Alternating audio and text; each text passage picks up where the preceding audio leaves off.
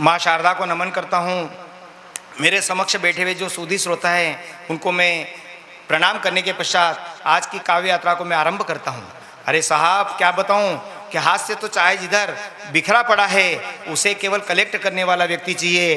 तो एक बार क्या हुआ कि 16 श्राद्ध के टाइम पर मेरी पत्नी और मेरी पड़ोसन ओटले पर बैठ कर के बातें कर रही थी। तो पड़ोसन बोली कि क्या बताऊं, अरे 16 श्राद्ध का टाइम आया कि मेरे तो सिर का टेंशन ही बढ़ जाता है। तो मेरी पत्नी ने कहा कि क्यों, क्या बात है, उसमें टेंशन लेने की क्या बात है। अरे कि क्या बताऊं, सुबह हुई कि आंगन में जाकर के गाय और कुत्ते को देखो और छत पर जाकर के कौओं को देखो। तो मेरी जो पत्नी है वो काफ़ी समझदार है, उसने कहा कि मैं तो टेंशन पालती नहीं।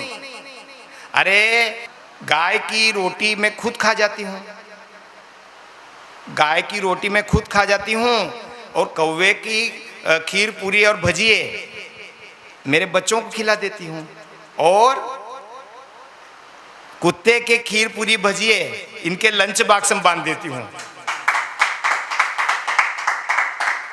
एक दिन बड़े ही रोमांटिक मूड में मेरी पत्नी ने मुझसे कहा कि आप बैठ मेरे पास, तुझे देखती रहूं, बैठ मेरे पास, तू कुछ कहे ना मैं कुछ कहूं, बैठ मेरे पास तुझे देखती रहूं, बैठ मेरे पास।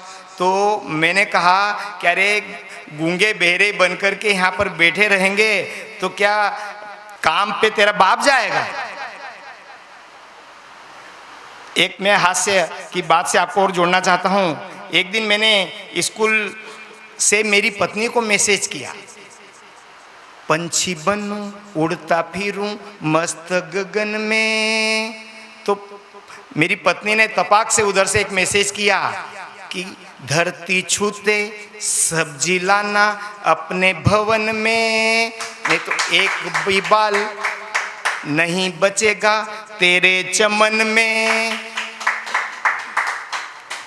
अब क्या हुआ कि एक दिन मैंने मेरी प्रेमिका से कहा, एक दिन मैंने मेरी प्रेमिका से कहा कि दिलरुबा तो एक पिज्जा खिला। एक दिन मैंने मेरी प्रेमिका से कहा कि दिलरुबा तो एक पिज्जा खिला। मैंने कहा पैसे नहीं, तो कैसे नहीं, मैंने कहा पैसे नहीं, तो वो बोली कि कैसे नहीं, अरे महंगाई है, ऐसा मैंने कहा कि महंगाई है। तो वह बोली कि आज से तू मेरा भाई है, आज से मेरा तू भाई है। इस तरह के पैसे के लिए संबंध भी कहाँ पर टर्न अप हो जाते हैं।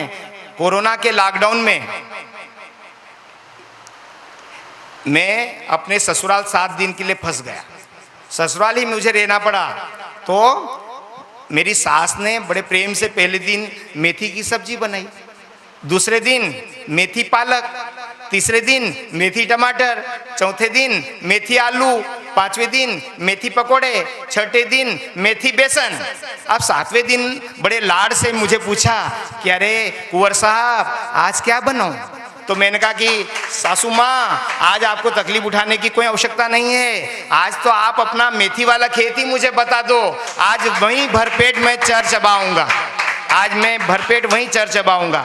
एक भिखारी जो कि अक्सर मेरे पास भीख मांगने आता रहता था, तो वह मेरे पास आया और बोला कि साहब पहले तो आप मुझे 100 रुपये देते थे, फिर 50 और अब तो तुम मुझे 25 रुपये देते हो।